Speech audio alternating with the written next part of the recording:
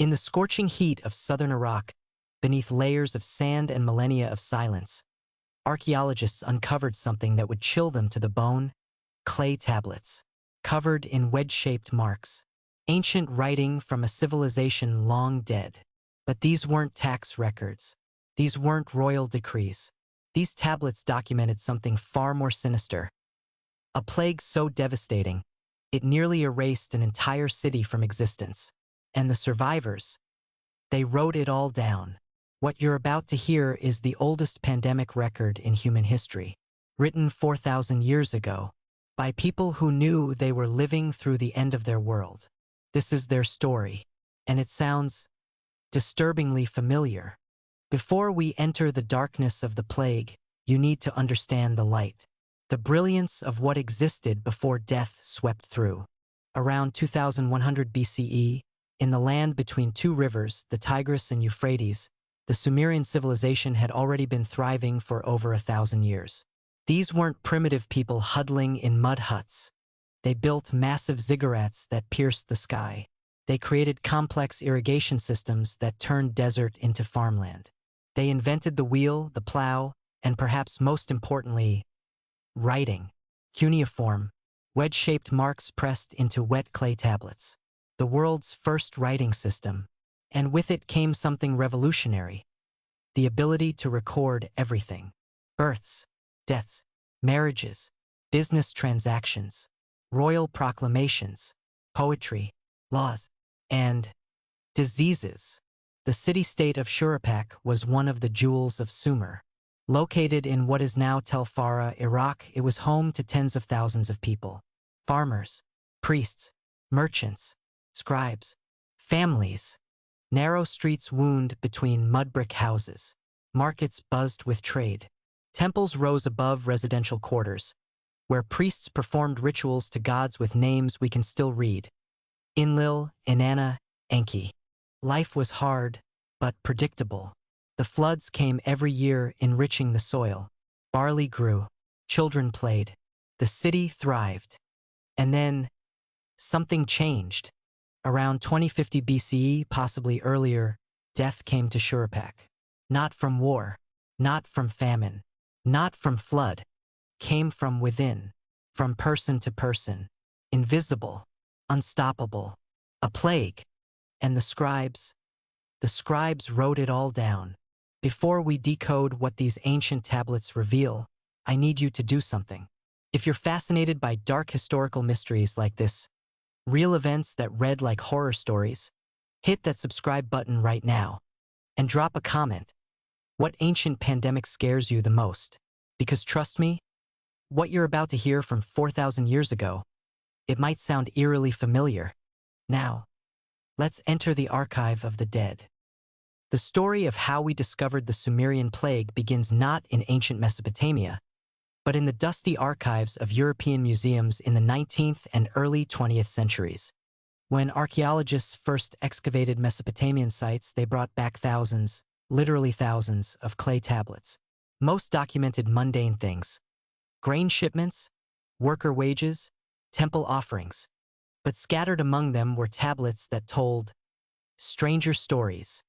The tablets we now call the plague tablets were discovered at multiple sites, but the most significant come from Shuruppak itself and from archives in nearby cities like Nippur and Uruk. For decades, they sat in museum storage, unread, untranslated, waiting. It wasn't until Assyriologists, scholars who specialize in ancient Mesopotamian languages, began systematic translations in the mid-20th century that the horror of what these tablets contained became clear. These weren't myths. These weren't legends about angry gods. These were medical reports, eyewitness accounts, administrative decrees, records of a city watching itself die. Let me read you what one tablet says. This is from the University of Oxford's collection, translated from Sumerian. In the year when the waters receded late, disease entered the city. The fever began among the workers of the canal. It spread to the households. Many fell. The breathing became difficult. The skin showed marks. Another tablet, now housed in the British Museum, contains what appears to be a decree from city officials. The assembly has decreed, no gathering for festival. The sick shall remain in their households. The dead shall be removed at night. Offerings to Enlil shall be doubled. Does this sound familiar? Social distancing, quarantine, increased religious devotion during crisis. This was written 4,000 years ago. But perhaps the most chilling tablet is one that contains what scholars believe is a physician's notes. A doctor, yes, they had doctors, recording symptoms.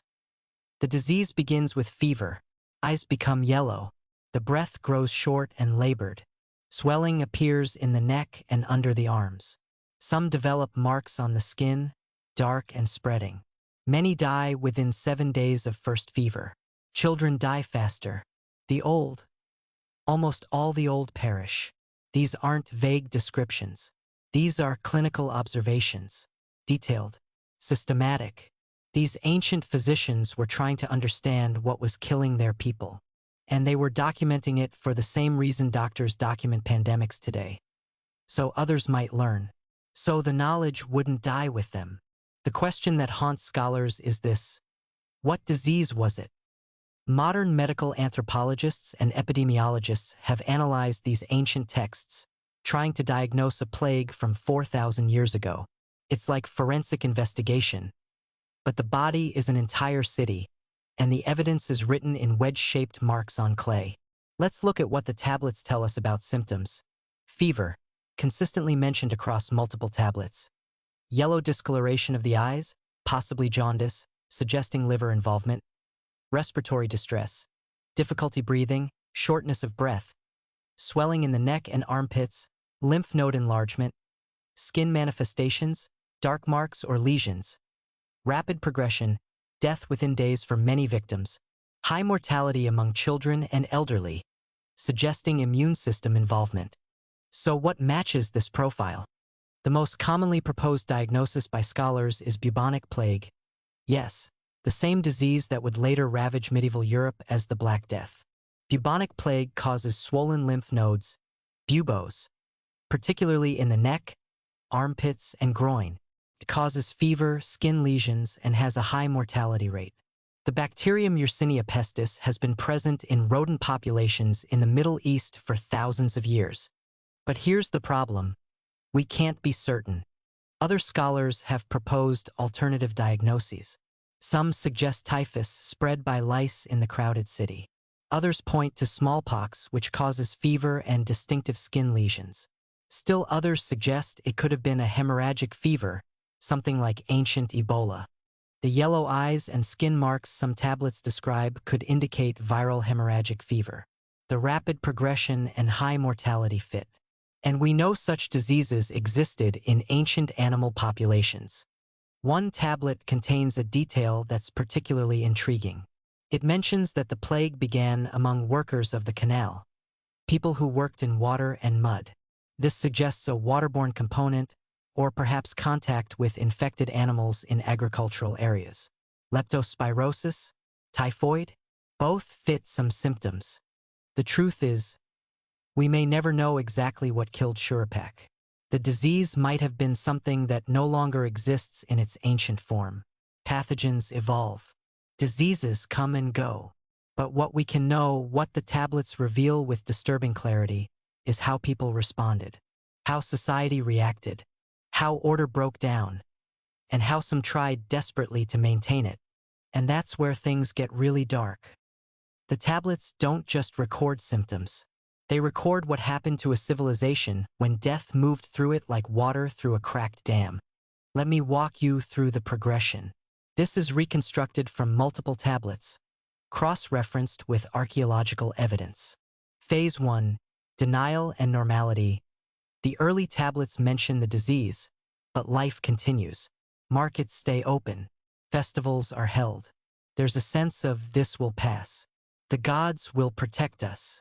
One tablet records offerings to the goddess Inanna, asking for protection. Another mentions sacrifices of sheep and grain to Enlil, the king of the gods. They thought divine favor would save them. It didn't. Phase 2. Official response, as deaths mount. the city administration takes action. The tablets record specific decrees: suspension of large gatherings, mandatory household quarantine for the sick, curfews, controlled removal of corpses to prevent contamination, increased rations for physicians and priests. One particularly detailed administrative tablet, a clay document about the size of your hand, lists the distribution of barley rations to physicians attending the fevered ones. It names 17 physicians. A later tablet, dated perhaps weeks later, lists only 4 physicians receiving rations.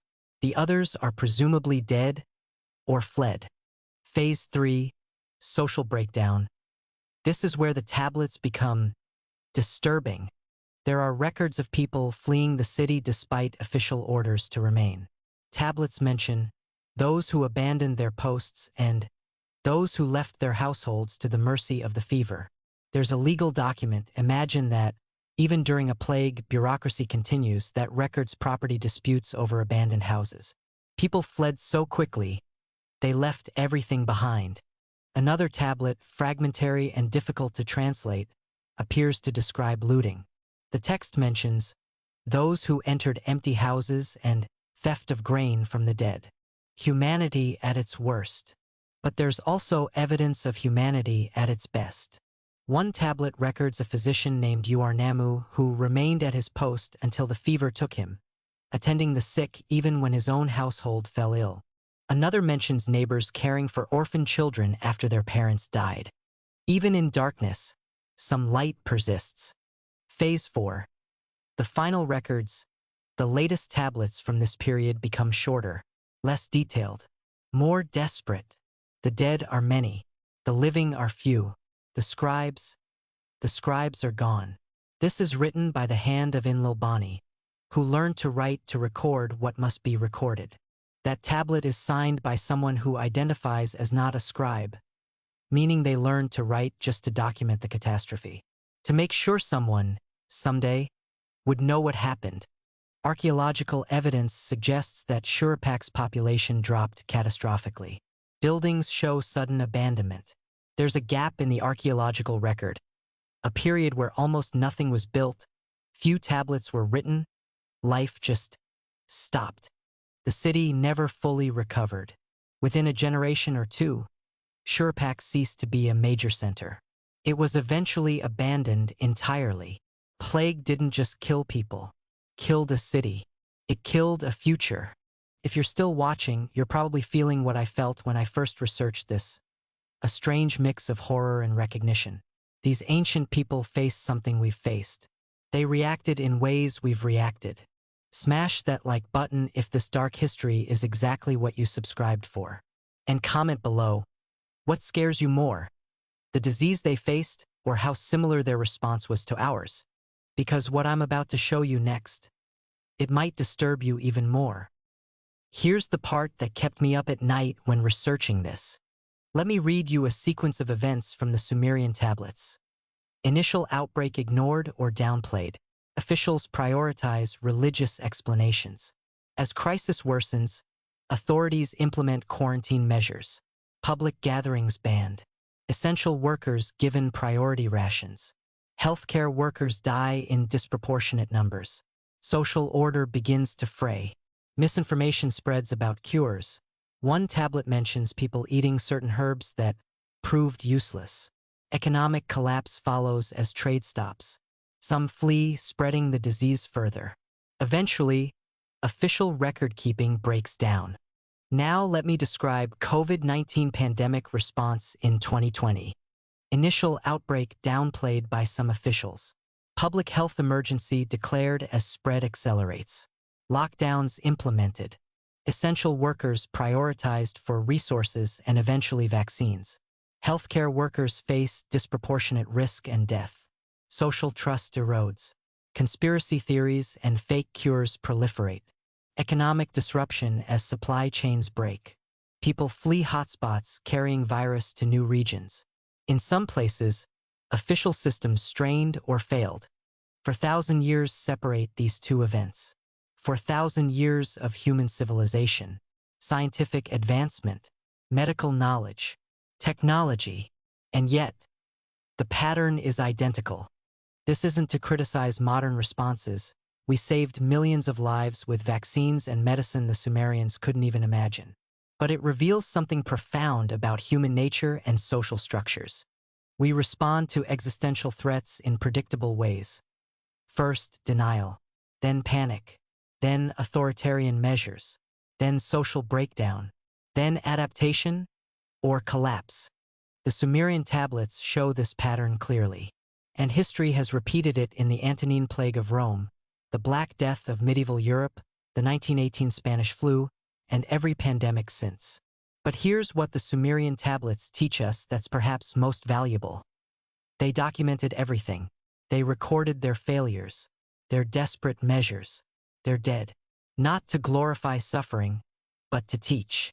Those scribes, writing in the shadow of death, wanted future generations to learn, to prepare, to understand. That's why Inlilbani learned to write even though he wasn't a scribe. That's why physicians recorded symptoms they couldn't cure. That's why administrators documented failures in their response. They were sending a message across time, a warning, a lesson, and we're only now learning to read it. Today, the Sumerian plague tablets sit in climate-controlled museum archives. Oxford, London, Pennsylvania, Baghdad. They're fragile, some are cracked, others fragmentary. Scholars continue to translate and retranslate them, finding new meanings in ancient words. What do these 4,000-year-old clay tablets teach us? First, pandemics are not new. They've shaped human history since we first built cities. Dense populations create vulnerability. This is ancient truth. Second, human response to pandemic follows patterns. Fear, denial, solidarity, breakdown, adaptation. Understanding this pattern helps us prepare for the next crisis. Third, documentation matters. Those Sumerian scribes created the oldest pandemic archive in history. Without their work, we'd know nothing of their struggle. Modern documentation, medical records, personal accounts, scientific data will teach future generations about our own pandemics. Fourth, civilizations are more fragile than we think. Shuruppak was a great city. It survived for centuries. One plague reduced it to ruins within a generation. Never assume stability is permanent. But perhaps the most profound lesson is this. The people of Shuruppak were not so different from us. They loved their families. They feared death. They argued about the best response to crisis. They sacrificed for each other, sometimes. They failed each other, sometimes. They were human, exactly as human as we are. And when death came to their city, some of them chose to document it, to write it down, to press stylus into wet clay and create records that would outlast their civilization by millennia. Why? Because they understood something fundamental. The only way we learn is by remembering. The only way we prepare for future disasters is by honestly documenting past ones. Those tablets are more than historical artifacts. They're messages in bottles, thrown across an ocean of time. Messages that say, we were here, we suffered, we learned. Don't repeat our mistakes. For 1,000 years later, we finally received the message. The question is, are we listening? If this dark dive into ancient history fascinated you, you know what to do. Subscribe for more mysteries that read like nightmares but actually happened. Hit that like button. It helps more people discover these hidden histories. And here's my question for you. Drop it in the comments. If you could send one message 4,000 years into the future, what would you warn them about? What would you want people to remember about our time? Because that's exactly what the Sumerians did for us. I'll see you in the next investigation into history's darkest corners. Until then, stay curious, and stay grateful that when plague came to your time, you had more than clay tablets and prayers.